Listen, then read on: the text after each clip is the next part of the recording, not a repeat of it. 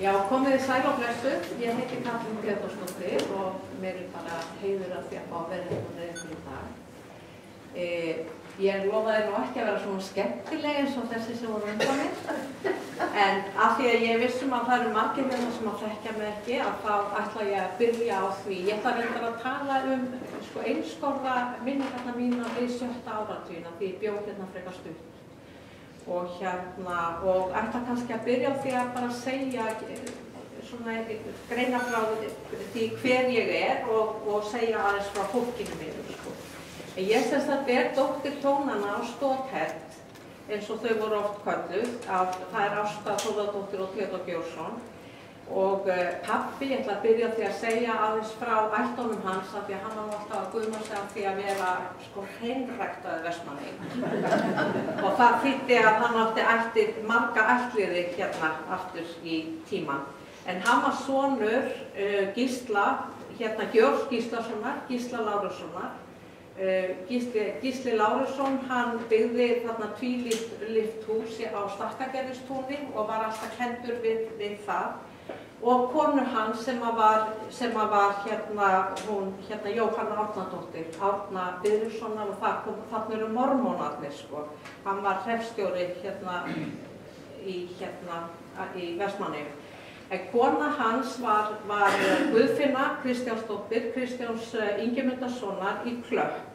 En Kristján, hann var lengi formaður á bátum og hann var fiskimannsmaðurinn sem var skipaður í Vestmannaeyjum og á efri árum var hann hringjari í Landakirkju og meðhjálpari. Og hann var mikill sigmaður og lundaveiðimaður og það akkurat einhver staður í Heimakletti sem skýrð eftir honum, Kristján Sigla eða eitthvað slíkt. Og þeir voru tveir bræðurnir, pabbi og Kristján, Kitty í Klöpp.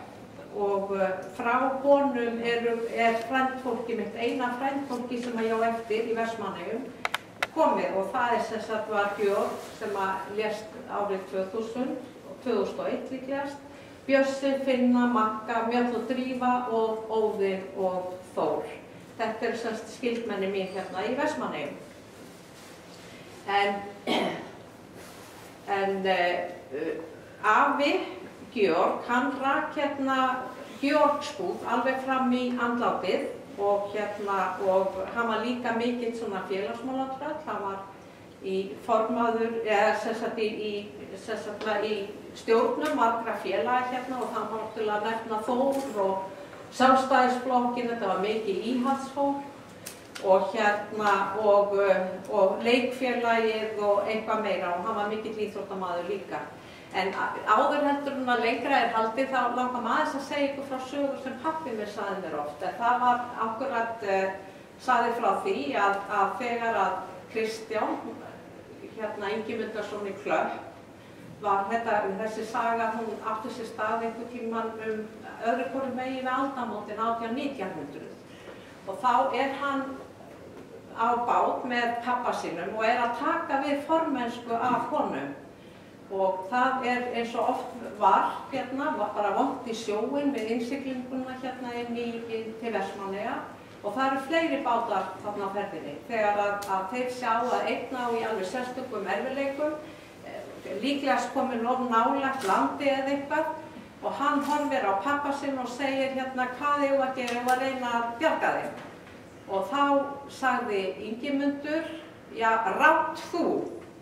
Þá sagði Kristján, já þá róum við í Herrans nafni og hann fór og þeim tekst að bjarga þessum bát og svo sagði, og á hinum bátnum var akkurat Gísli Lárusson þannig að pabbi sagði alltaf og ef að það hefði ekki orðið þessi mannbjörg þá stæði ég ekki hér. En hann fékk svo skömm í hattinn líka því að hann auðvitað lagði sína áhöfn í hættu við þetta. En móðir mín, pabbi minn, hann lést nú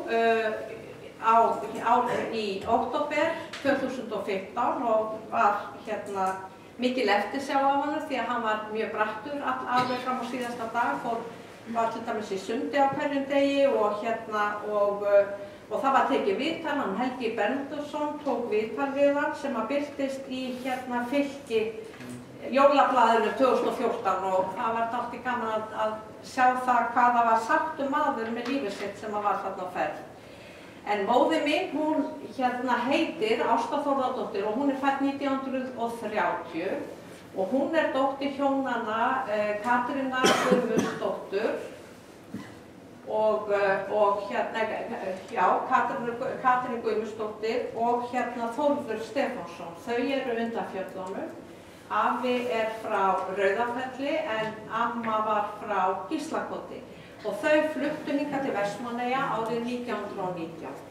Og leið og afi kom að þau eignuðust 12 börn í ævina og þegar hann kom að þá byrjaði hann á því að byggja hús sem stendur, ég veit ekki hvort það stendur ennþá, en allavega stóða við Vestmannabrautina og hann skýrði Rauðafell eftir bænum sínum. Og jafnframt þá tók hann lán og hjá Gísla Jónsson sem þá var og keypti sér 10 tonna bát í félagi við 2 aðra. En það sem sé gekk ekki vel fyrstu vertíðina þannig að hann tapaði miklu fé og það var gengið af húsinu og báturinn seldur. En hann lét ekki buga sig því að þegar að lánveitandi hann bauð honum eða bað honum að taka yfir einhverja báta hjá sér, þá sagði hann nei, hingað og ekki lengra og fór yfir til samkeppnisaðila sem var Gunnar á Tanganum það ekki sem var þá og réði fyrir hann í langan tíma. En afi átti eftir að byggja nokkur hús hann byggði, og ég sé það, þetta gerðist 1921 og 22. Þá hann búinn að byggja hús við Hilbersgötu, held ég, sem heitir Fagrafell. Og það var byggt 22, þannig og það sagt að hann hafi byggt það bara einn, eða eins og maður segir, bara single-handed, á góðri íslensku. Og eftir þetta þá átti hann eftir að byggja 3 hús til viðbótar, eða minnstakosti 2, og það var Höfði og 1 hús sem stóð við fótboltavöllinn, eða rétt sunnan við Hásteinsveg. Og hann var alltaf með kindur, hann afi, en sum sé þau eignuðust 12 börn og mistu 6 þeirra. Og ég var einmitt að fletta því upp að þetta frá árunum 1936 til 41. Þá mistu þau 5 börn. Þá bjuggu þau á Fagrafelli og það var bara einhver sem kom með smitandi, einhvers barn sem kom með smitandi berkla og þau mistu þarna öll þessi börn og þau voru á aldrinum 12 ára til 22 ára. Þannig að það hefur verið svona blóðbiti eða blóðtaka þannig að það var greinilegt að hjónabandið þoldi þetta ekki, þau skildu og fluttu til Reykjavíkur en afi kom svo aftur, flutti aftur til Eyja og var þá alltaf einn eftir það og var alltaf með kindur og þær voru auðvitað í miklum metum hjá henni. Það var gaman að sjá áðan myndirnar af því að það hafa margir verið auðvitað með kindur á þessum tíma. En þær skipuðu alveg sérstaka sessi á afa, Ég held að þær voru í meiri hávegum heldur fólk. Því að þær náttúrulega áttu allar sín nöfn og sinn karakter. Því að hann talaði að þessi var svo lagleg og hinn var svo röð og svo framvegis. Og þegar hann bjóð þarna í þessu húsi á fótboltavellinum að þá höfðu kindurnar stofuna. Þær bjuggu í stofuna. Og þá, ég veit að Ási í bæ keypti svo þarna af honum þetta hús og ég get vel ímyndað mér að það hafi nú ekki verið geðslegt að taka við þessu. En eftir að maður fluttur í Haga, þá færðust hann nú skör neðar kindurnar því að þá áttu að bara sérherbergi í kjallaranum hjá. En mamma sem sagt lifandi ennþá og hérna er komin á Hrafnistu. En ég fæddist í Reykjavík 1950 og við systir mín Guðfinna, hún fæddist 51. En þá var pabbi í námi í Háskóla Íslands og þegar hann lauk svo prófi, embættisprófi í lögfræði, að þá flutti fjölskyldan til Vestmannaeyja, það var 1952 og þar fæddust bræður mínir báðir, Georg sem fæddist 1955 og Þórður 57. Og við, sem sagt, pabbi hann fór að vinna hjá embættinu, bæjarfógeta sem var þá á Tindastór við Ásaveg held ég, og það verður bara einhver að leiðrétta mig, Sólhlíð, já, ok. Og þá var sem sagt bæjarstjóri Torfi Jóhannsson og þarna voru, man ég, svona fólk sem að kom og var oft, voru gestir heima og það var Freymóður Þorsteinsson sem var ofboðslega stór og mikill og fyrirferð og skemmtilegur karl og hann var þá fulltrúi hjá embættinu og tók svo seinna við og var bæjarstjóri og þarna var Sveinbjörn okkur sem var kallaður Simbi og hann kom mjög oft og ofboðslega góður við okkur systkini og svo var það einhver tímann að við erum á þjóðhátíðinni og þá sáum við Simba dauðadrukkinn. Og einhverju tveir, hann gæti ekki gengið og einhverju tveir að leiðan og þetta náttúrulega var ofboðslega skrítið. En við einhvern veginn rettuðum því þannig að úr þessu urðu bara til tveir Simbar. Það var Simbi og Simbi á þjóðhátíðinni.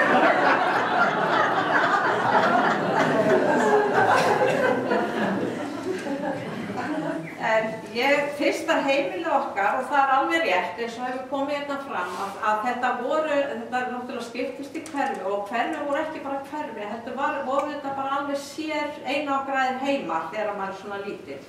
Og fyrsta heimili okkar var á Þingvöllum, við bjuggum þarna upp á annarkvort fjórðu eða ég veit ekki þetta, allavega var þetta óbúslega stórt hús í minningunni sem að stóð þarna rétt hjá Þingholti og þetta er auðvitað svæði sem er farið undir hraun og þarna bjuggum við upp, þetta var verslunarhúsnæði og skrifstofur og við bjuggum þarna upp á efstu hæð og deildum húsnæði með annarri fjölskyldu eins og oft var, þá vorum við bara með sameiginlegt eldhús og klósett og hinn fjölskyldan var Indlug Björnsdóttir sem var þá ekkja eftir Jón Gestsson sem var bróðir Andrésar blinda og það getur verið að ég sé ekki alveg að fara rétt með nöfnin sko.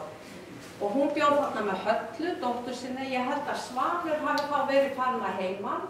Svanur er giftur Ingibjörgu, Þórðardóttur eða Lillu og það var mikill vinskapur alltaf milli fjölskyldnanna alveg fram á þennan dag. En þetta var náttúrulega voru ekki mikil þægindi þarna því að þetta var upp á Hannabjörga og það var ekki rennandi vatn og það var ekki niðurfall úr öllum öskum og þannig að maður getur ímyndað sér hvernig var þarna með þvotta og annað sko. En heimurinn þarna, hann einskorðaðist við þessi hús, það var Þingholt sem var alveg við hliðina og þar var amma vinkonu minnar sem var þá, það var Þorsteina sem hafði komið fullt af börnum í litlu húsi og eins og oft var og þarna var annað, það var Berg, Hótel Berg sem var í minningunni ofboðslega stórt hús og ofboðslega mikil hreyfing í kringu það, það var rekið matsala og þeir voru auðvitað mikið þarna, bæði Freymóður og Stebbi Pól og alþingismaðurinn sem að þá var Jóhann Jósefsson og allir gestir, sko, þannig að það var mikið ris og þess, en svo var þetta líka alveg fullt af herbergjum. Og ég man eftir því að þegar maður kom þarna inn að þá þurfti maður bara að passa sig á að villast ekki. Og svo var talað að vera draugagangur þarna inni og þannig að ég man eftir því að það var bara alltaf þegar í draumum lengi á eftir að þá var maður oft inni í þessu húsi, sko, en þetta var eitthvað ofboðslega spennandi líka, sko.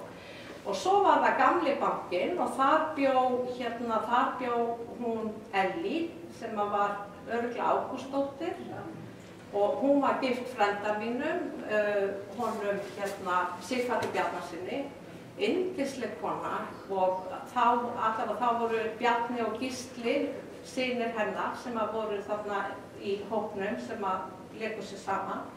Og maður öfundaði þá mikið því að þegar það þurfti að fara inn að pissa þá náttúrulega komu þeir bara þurftu þeir ekki annað en að koma að dyrunum og þá var Elli hlaupin út með krukku.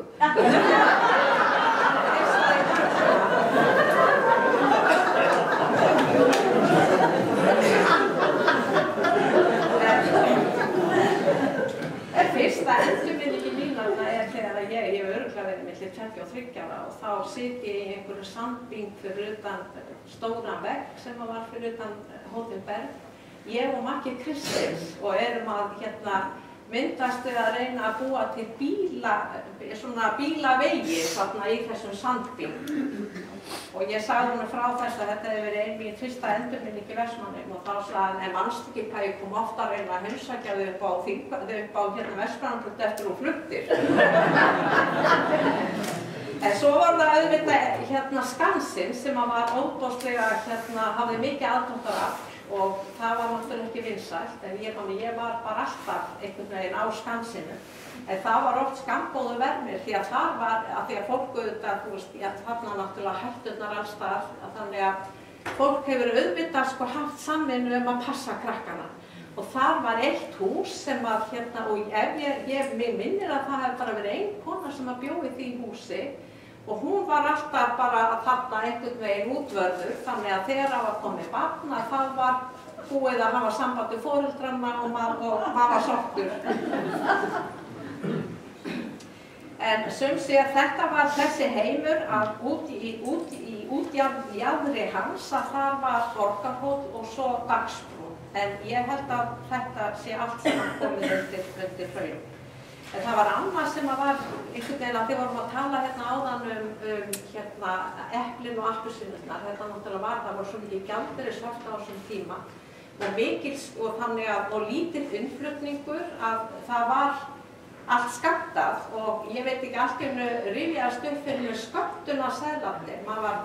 Er það ekki rétt muna hjá mér að maður fór með skömmtunarseðlarna í gamla banka og þar gekk maður einmitt smjör og smjörlíki og ég man alltaf hvernig smjörlíki, skömmtunarseðlarnir þeir voru aðeins minni og mjórri og lengri en fyrir smjörstykkin voru þeir styttri. En ég veit með eplin, ég man eftir því einhvern tímann fann ég eplahýði sem einhver hafði skrælað epli og ég bara át það beint út úr götunni. En svo var það þarna á árinu 1955 þegar ég var 5 ára að þá fluttum við upp á Vestmannabraut 25 því að þá hafði afi minn, hann dó í febrúar 55 og hann var þá aðeins 60 aldri og þá var hann búinn að vera ekkjumaður í 2 ár og amma hafði dáið þarna 1953, aðeins 54 ára.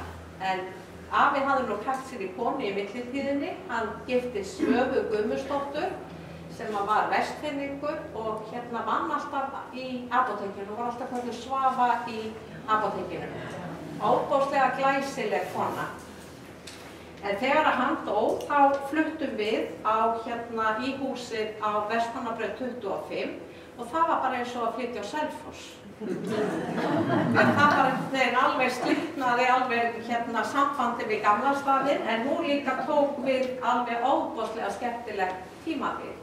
Því að þetta var, það nú einskorðaðist heimurinn við rúntinn í Vestmannaeyjum. Og þarna var alveg heill her af stelpum sem voru alveg jafn gamla mér. Og það var heimurinn sérstaklega þessi vegastottið frá Vestmannabraut 25 sem lokaðist af húsunum vegg og hlíðarhúsi. Þetta var svona aðal í leiksvæðið og svo náttúrulega allir garðarnir þarna í kring. Og ég man sérstaklega eftir garðinum á Hól og hlíðarhúsi sem var alveg einstaklega fallegi garðar og var bara einhvern veginn svo mikið ævintýri að leika sér í þeim. En þarna, bara svo ég telji upp, stelpurnar sem voru þarna í hverfinu, það náttúrulega er fyrst að telja Þorsteinu, dóttir Tótu og Gretas í veg. Og svo var það Soffía sem var dóttir Boga í Neista og Halldóru. Og þarna var Binna á Ból og Ásdís Rakarans. Og svo náttúrulega Sigga á Stöðunni og Steinun á Gamla spítalanum. Og Áslaug sem var upp á skólavegi. Já. Og það var ofboðslega gaman. Þessi tími er svona bara æskan einhvern veginn í hnotskurn. Það var mikið leikið sér og mér fannst einhvern veginn, það var einhvern veginn alltaf sól. Og það var Tegintvist og það voru Parísarnir og skemmtilegastu var auðvitað bæjarleikurinn, sko. Og það var til svona bú í öllum görðum út allt og við fengum maður þarna með bara svona diska og brotnabolla og glerbrot og allt mögulegt í þessu. Og skemmtilegast var þegar að sko Binna og Ásdís sem þær voru aðeins eldri þegar að þær vildu vera með okkur, sko, því að þá urðu leikirnir alvöru. Og svo vorum við að reyna að rifja upp klæðnaðinn. Við vorum náttúrulega yfirleitt klæddar í kjól á sumrin og þá vorum við í brúnum heilsokkum, svona bómullasokkum með tölum sem voru fest á sokkabönd við svona lereftvesti og lereft kot og vest og ég man og þegar það var svona aðeins kaldara í veðri þá var manni tróðið í klukku og ég hataði þessa klukku alltaf en þetta var óbúslega skemmtilegu tími. Og já,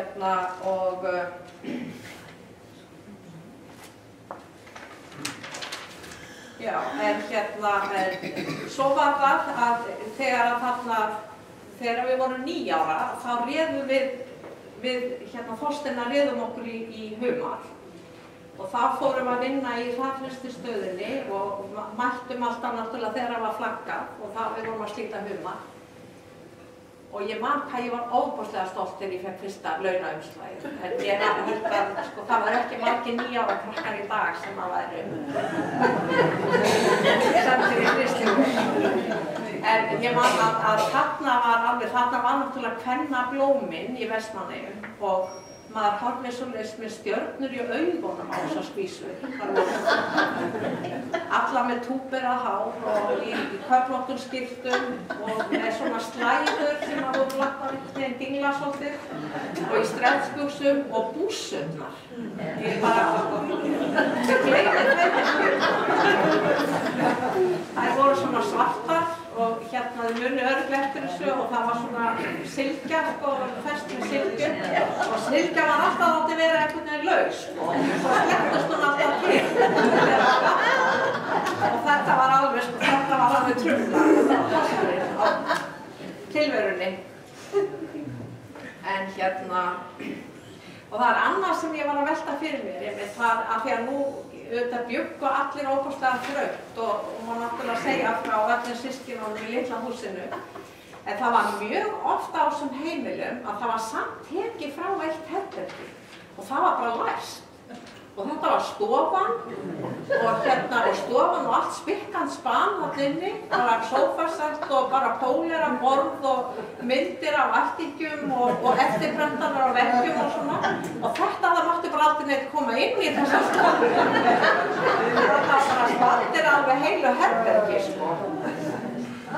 Nema það var náttúrulega gestir, þetta var fyrir gesti og svona á jólum og annað.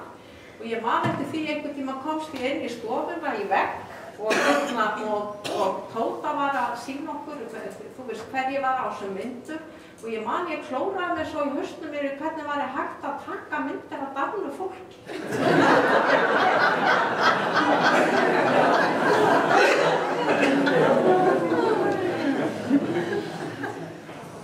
Og svo var það apótekið. Það var alveg sérstakt. Þarna voru þær Åse og Kirsten dóttir hennar og Svafa og það var alltaf lokaður garður þarna og það var, mér fannst vera mannhæða hár veggur alltaf í hérna kringu garðinn.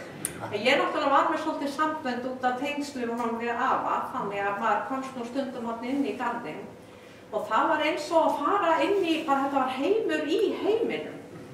Þú veist, þetta var svona eins og bara aldingarður og þarna sátu þær upp á danska vísu og drukku kaffi og kakó í garðinum og þetta var svona svo aldingarður. Voðalega skrítið í minningunni. En svo byrjaði skólinn og það var auðvitað langt að fara alla leiðina upp á skólaveg fyrir okkur í miðbænum. En það var kennararnir, ég man að það var Steingrímur sem kenndi mér fyrst. Og svo var það Þórarinn og Þorvaldur og annað, þetta fer alltaf að rifjast upp þegar maður fer að hugsa tilbaka. En það voru ekki alltaf jólin því að svo gerðist auðvitað sá voveiflega atburður af sumarið 1957 þegar ein leiksystirinn Sofía, þegar hún var undir bíl á horninu á Bárugötu og hérna Vesturlandsbraut. Og þetta fréttin, hún hefur raunlega borist mjög snemma inn á mitt heimili af því að afi minn, afi Þórður, hann kom af þessu slysi. Og þetta bara svona í minningunni bara eins og bíómynd, svart-hvít sem að bara fraus. Og ég man alltaf eftir því þegar maður horfði á mömmuna og ömmuna sem stóðu fyrir utan Hlíðarhús og pappinn og afinn komið hlaupandi til þess að kanna hvað hefði gerst og svona. Og mamma var svo á tröppunum á Vesturlandsbrautinu með bróður minn sem var þá nýfæddur, vafinn í hvíta sæng. Og hann var svo skírður Þórður Kristófer því að Kristófer er verndari umferðarinnar. En Sofía var einmitt einstaklega lifandi barn, ofboðslega söng eins og engill. Og ég man alltaf eftir því að svona ein lítil minning þegar við vorum að róla saman. Mér finnst eins og það hafi verið í garðinum á Hlíðarhúsi, að það hafi verið rólað þar. Og hún söng, hún kunni alla texta og þá var söngum þarna meðan við róluðum Bjössamjólku bílnum og ég komin heim í heila dali.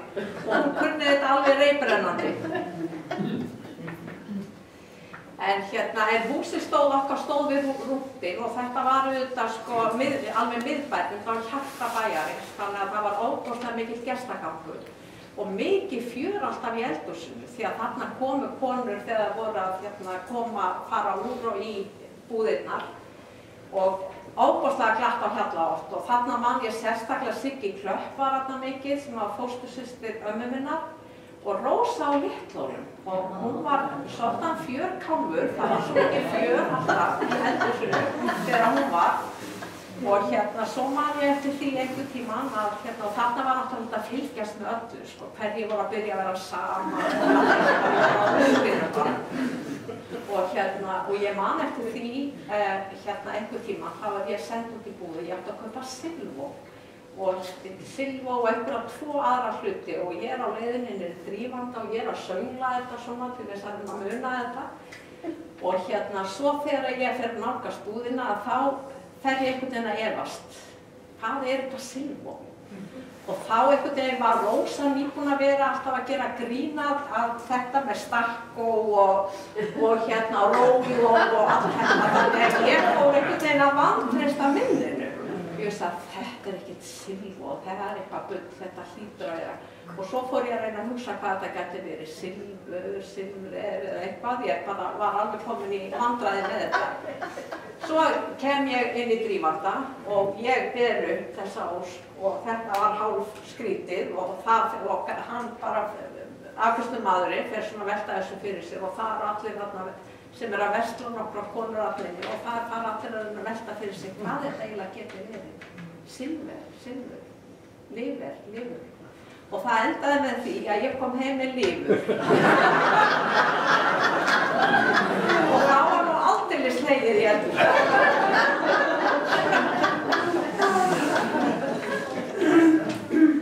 En svo fluttum við og við fluttum næst á Fjólugötu nr. 1. Pabbi byggði það hús og þá lýkur eiginlega svona þessum og þá erum við komin á 7. áratuginn, þegar ég held að ég var 9 eða 10 ára þegar við fluttum þangað og pabbi sagði oft frá því og mamma að þegar þau voru búin að steypa fyrstu og aðra hæðina að það fóru þau til Reykjavíkur og afa var falið að setja sperrurnar. Og það átti bara að vera lítið og nett þak á þessu húsi, en þegar þau komið tilbaka, það voru held í 4 eða 5 metra langar sperrur komnar, þá hafði afi bara ákveðið þetta bara sjálfur og allt út úr teikningu að, þú veist, fyrst að væri nú aðeins á annað borð, það væri eins gott að hafa bara almennilega íbúð. Þannig að það voru auðvitað aðri tíma þá, heldur en núna. Þannig að og það var auðvitað íbúð gerð þarna uppi og systurinn og mömmu bjó þarna á tímabili og Ástabubba bjó þarna á einhverjum tíma. Þannig en þarna í þessu hverfi þá voru allir að byggja og það voru krakka meira svona á mismunandi aldri og ég man eftir, lék mér þarna mikið við Kolbrúnu, Engilberts og Hildi, dóttir Palla Steingríms og það var nú aðeins að segja frá því heimili því að það var voða gaman að vera heimili á Palla á þeim. Þetta var allt öðruvísi heimili heldur en öll önnur. Það var hann var náttúrulega listamaður eins og menn vissu, eða eins og menn vita. Og hann ferðaðist þá landið og týndi steina, kom svo heim og var gjarnan á stéttinni bara alltaf með sleggjuna að vilja steinana sem hann notaði svo í listaverkin sín. Og ég á eina mynd eftir hann sem hann gerði með þessum hætti af Halldóri Laxness.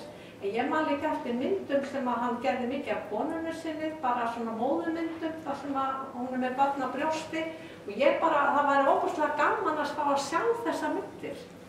Bara halda sýningu á því og eitthvað slíkt því að þetta voru ofboðslega skemmtilega myndir hjá honum.